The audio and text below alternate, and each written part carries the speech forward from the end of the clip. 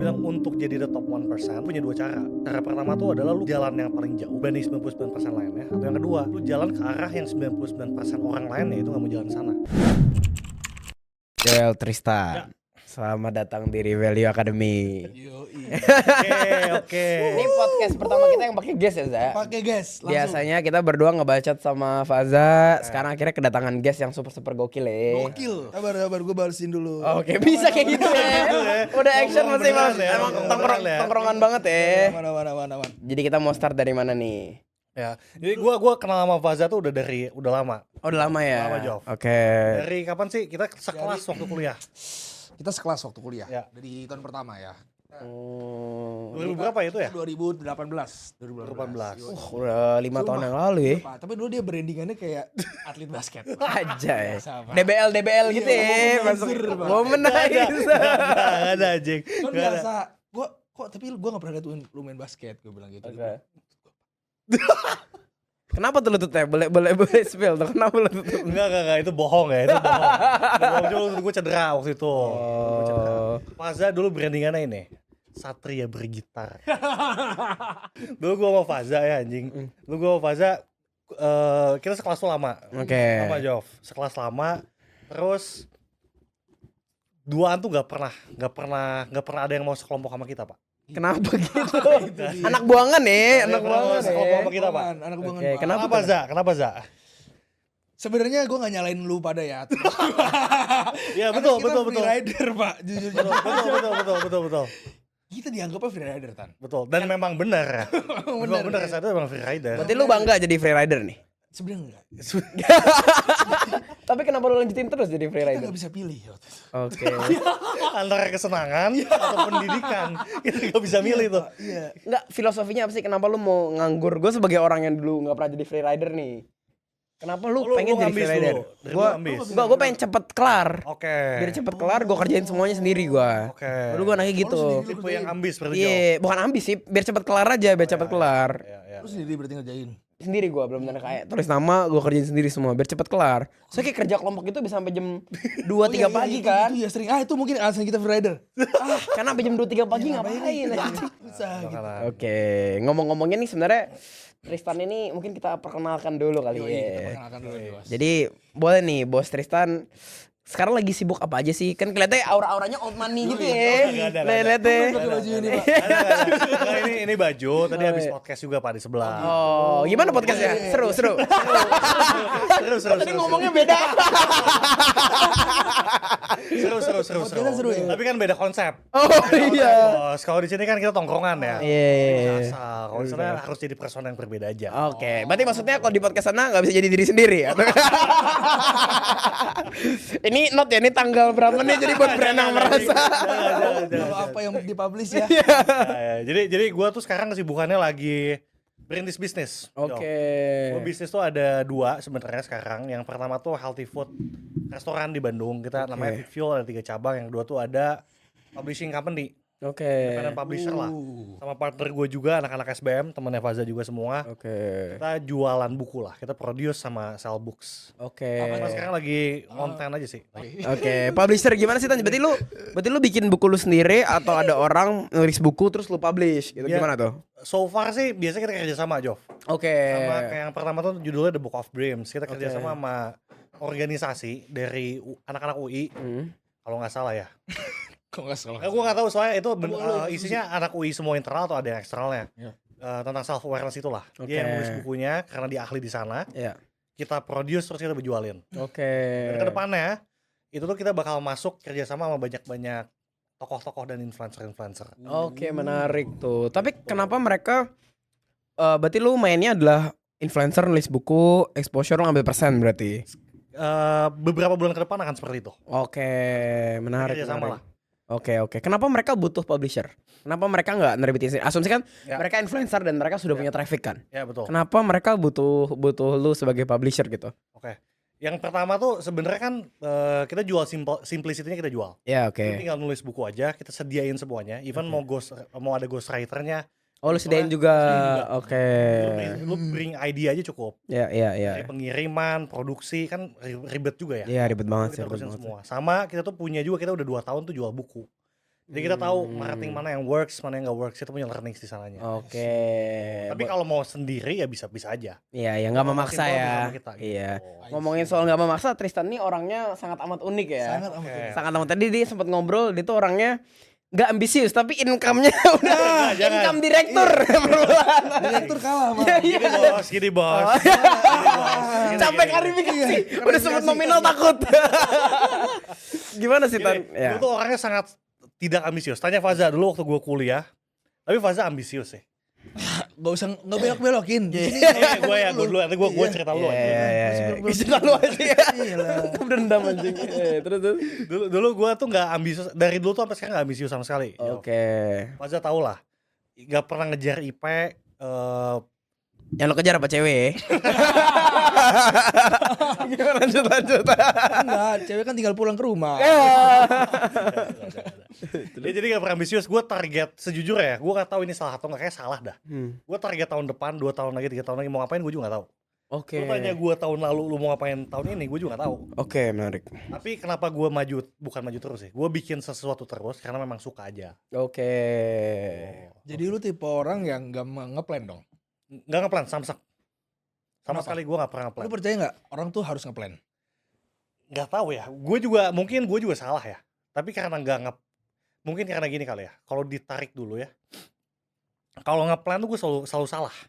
Oke. Either overachieve, kalau nggak achieve sama sekali. Oke. Terus gue mikir ini gobloknya juga sih. Ngapain gue ngeplan? Iya nggak sok, lu ngeplan deh. Tapi Kemudian 2. Tapi kalau overachieve lu bagus. Ya bagus. Kebanyakan overachieve atau banyakan nggak nyampenya berarti? Sampai Ya, lu trauma buat ngeplan. Gue lupa ya 50-50 lah. Oh, betul. Cuma kan at the end of the day sama aja game-nya. Oke. Gue kerjain yang depan mata sebagus mungkin. Itu aja kan, mau ada plan gak ada plan ya. Gue mikirnya gitu aja sih. Oke. Tapi ini note ya teman-teman, Tristan nih dia ngomong kayak gini dia berhak karena income-nya kita tahu udah gede banget ya. Jangan teman-teman nih yang udah gue go with the flow tapi nongkrong di warkop terus sering ML.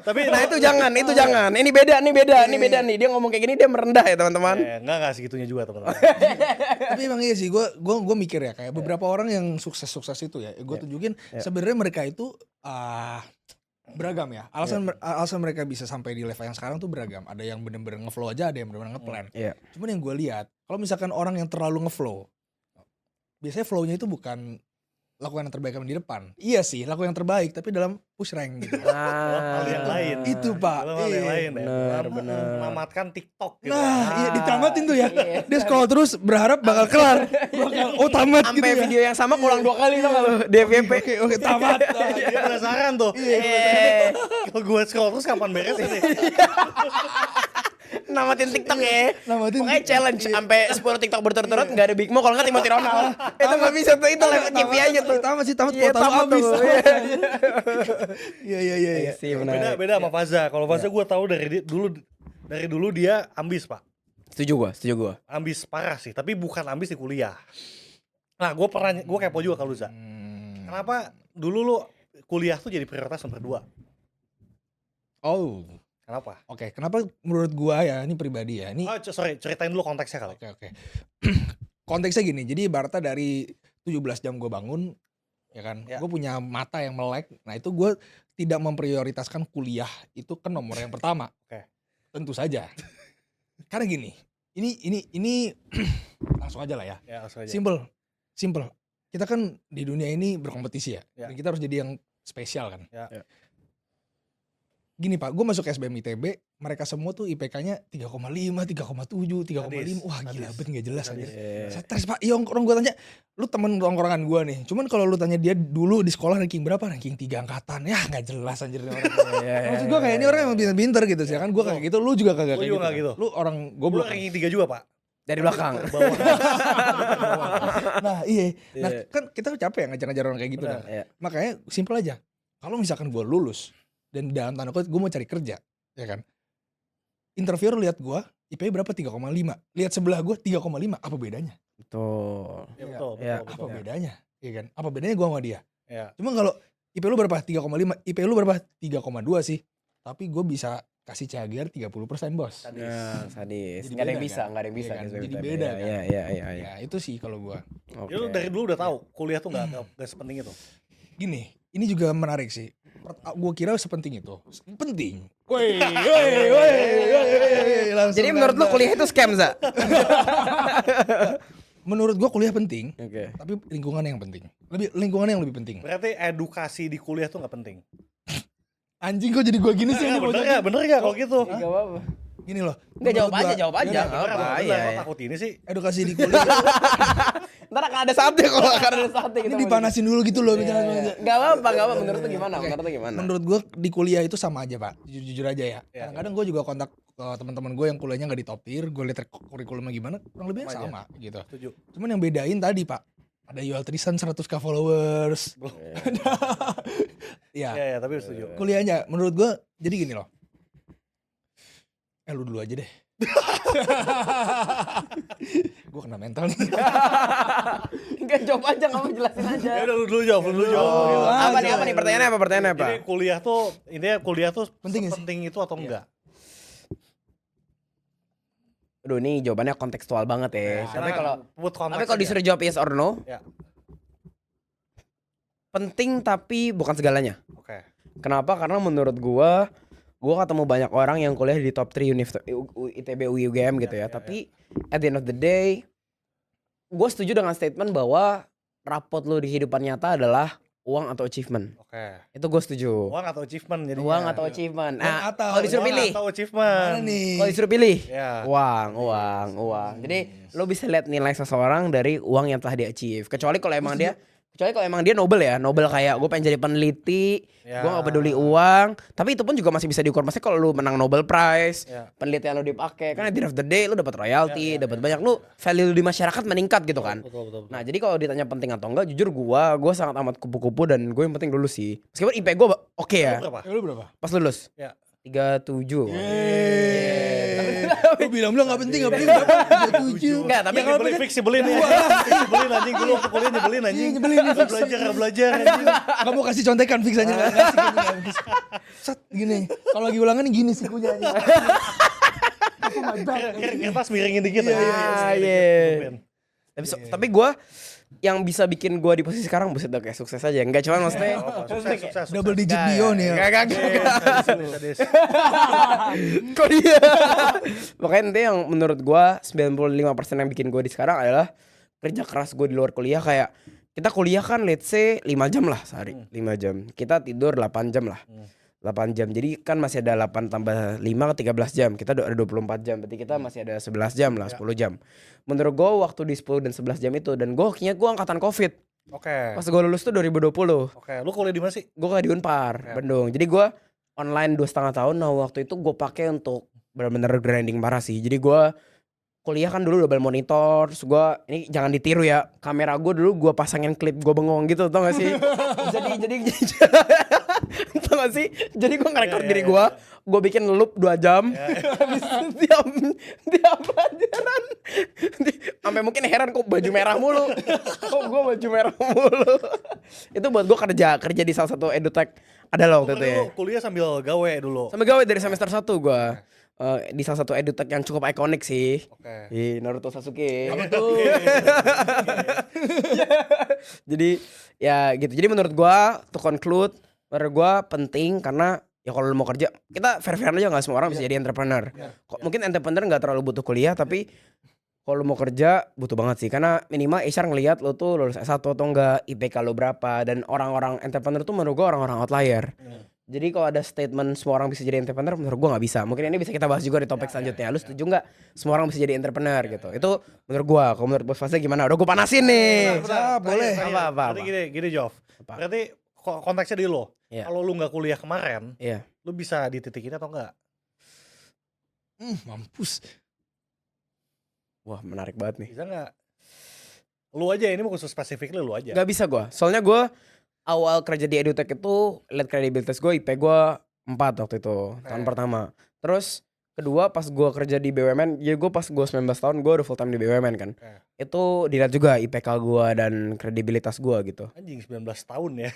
Ya itu gue dilihat banget tuh universitas. Jadi gue bukan yang dari awal langsung entrepreneur, gue bukan kayak gitu. Berarti pentingnya buat lo dalam konteks lo adalah buat buka jalan di awal aja. Buka jalan di awal, tapi pas udah earn my trust ya gue bisa di hire full time 19 tahun ya karena kinerja gue gitu.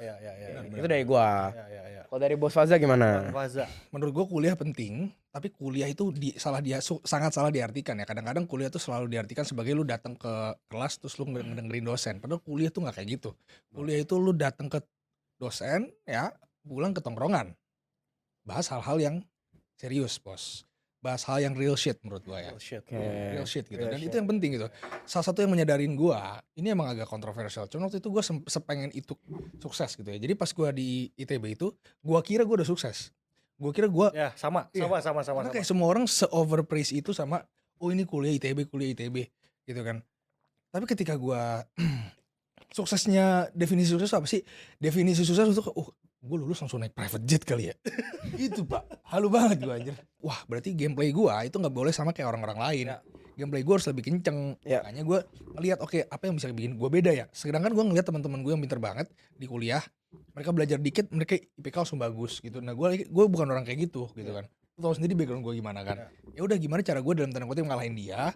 Ya jangan dari IPK, gak bakal bisa. Gue butuh 7 jam belajar buat dapet IPK yang sama kayak dia, yang dia cuma belajar 1 jam.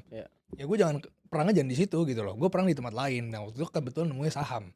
Di saham gue belajar gila, gue belajar 7 jam. Jadi menurut gue lebih worth it belajar saham 7 jam daripada bagusan IPK gue dengan belajar 7 jam. Bukan berarti IPK gue jelek ya. IPK gue tetap oke aja. Di atas 3. Berapa? Di 3,2 3,3. Oke lah. Ya itu kan itu sebagai tanggung jawab gue aja. Gue menunjukkan bahwasanya gue bertanggung jawab sebagai mahasiswa. Tapi gue bukan yang terbaik dalam konteks itu gitu. Akademik bukan. Karena ada opportunity cost yang gue kejar gitu loh. Gitu. Itu cara generate return di market kayaknya lebih enjoy karena belum tentu dosen-dosen bisa kayak gitu. Bahkan gue sempat ada momen di mana ini juga nih salah satunya nih. Ada sebuah pelajaran tentang finance di kampus gue. Di kampus ya. Dan waktu itu disuruh catat personal investment target. Kamu pengen punya duit berapa di umur berapa? Gue tulis investment return gue targetnya 20% per tahun. Disuruh hapus pak. Kenapa tuh? Ketinggian, ngawur kamu. Oh iya diomongin gitu. Tapi gini, sekarang kalau gua nggak hasil 30% nggak bisa makan gua. Ya. Ibarat kata gitulah gitu. Oke, menarik. Jadi itu yang bikin gua jadi shift lah gitu. Tapi bukan berarti kuliah itu salah, tapi ya tadi lu harus bener-bener punya balance ya, bener-bener punya balance lah di visi lu, dan lu beneran harus cari passion lu tuh early-nya gitu menurut gua. Setuju. Gitu. Oke, pertanyaan gue Za, lu kan bilang IP lu 3,2, 3,3, lu bilang lebih mending cari return gede di market. Lu gak ada kepikiran masuk perusahaan? Karena kan kalau misalnya kita ngomongin perusahaan yang fresh grade gaji 15-20 juta deh. Kan itu minimal IP-nya 3,6 lah ya, 3,5, 3,6. Ya, susah sih. Ya, tadi kan lu bilang gue pengen cepet kaya. Gimana cepet kaya? Return 30-40%. Berarti lu secara langsung bilang kalau orang gak bisa kaya nih dengan masuk ke perusahaan yang IP-nya tinggi, yang gajinya kan lu bilang opportunity cost kan. Opportunity cost yang lu korbankan dengan IP lu segitu dan lu banyak di saham adalah lu gak bisa ke kerjaan yang gaji 20-30 juta fresh grade. Buat teman-teman yang bilang gak ada pekerjaan gaji 20 juta 30 juta, diem dulu ya, diem dulu. Mainnya kurang jauh. Gini dah. Gaji lu akhir berapa dah? Gaji terakhir lu. Spill. 2 digit lumayan gede lah, 2 digit lumayan gede. 2 digit lumayan gede. Kapan lu terakhir kerja? Kapan? Terakhir kerja kantor. Ya. Masih sama di venture capital juga di Kapan, Jov? Februari kemarin baru resign gua. Itu lumayan gede lah 2 digit. Berapa? Hah? Gua bisa bilang gua dari umur 19 udah 2 digit lah. Dari umur 18 udah 2 digit. Kenapa ya? Di TikTok tuh banyak banget, Pak. Di TikTok tuh banyak banget, Pak. 18 tahun punya duit segini, 18 tahun. Anjing di TikTok. Lanjut. Ya, itu menurut gua yang dikorbankan adalah itu opportunity cost-nya. Berarti lu bilang dong, berarti orang yang kerja segede apapun gaji berarti gak bisa kaya dong kalau lu ngomong kayak gitu. Secara nggak langsung. Karena lu bilang lu pengen ngejar kaya dengan nyari return di saham yang gede. Gimana menurut lu? Gue nggak bilang kalau kerja itu nggak kaya. Oke, tapi lu melihat Brengsek. pancing clipping. Kagak lah. Masih takut. Gue nggak bilang kalau kerja itu nggak kaya. Kaya itu kan relatif, tergantung dari goals kita, ya kan. Nah kalau gue goalsnya kebetulan nggak bisa dicapai dengan cara pure kerja. Gitu. Coba goals lu ceritain dah. Inilah. Ya kan gue pengen tahu konteksnya. Gue pengen tahu konteksnya. Gol lu tuh apa sih yang lu pengen capai? Ini ya gini lah. Gue nyadar gue nggak pinter-pinter amat. Jadi gue jangan bersaing dengan cara pinter-pinteran. Oke. Tapi berani-berani ambil resiko. Oh, menarik. Tapi berarti nggak menjawab pertanyaan. Ya, berarti lu jangan menghindar gitu. Ibaratnya lu Bisa atau enggak kucing gitu. loncat dari Iya. pertanyaan gua. Bisa. Oke. Berarti orang lain punya goal sama kayak lo, dia ambil jalur kerja bisa. Ngincar IP tinggi tapi nggak latihan cara dapat return gede di saham. Bisa tapi probabilitasnya lebih kecil. Oke. Ada nggak? Ada, gue tahu. Ya. Tapi probabilitas itu kecil banget. Ya. Probabilitasnya kecil banget gitu. Oke. Jadi gue modal apa sih? Gue modal ya tadi maksud gue banyak banget orang pintar gitu kan. Ya tadi kalau misalkan gue mau sehebat itu, dan indeed gue juga pernah nyoba kerja. Gue pernah nge-apply di sebuah hedge fund lah. Iya. Nggak bilang apa ya dia bilang. Ya sebuah aset manajemen lah dari US segala macam. Cuman dia lagi pengen buka di Indo. Gue liat gini, ini hard truth ya.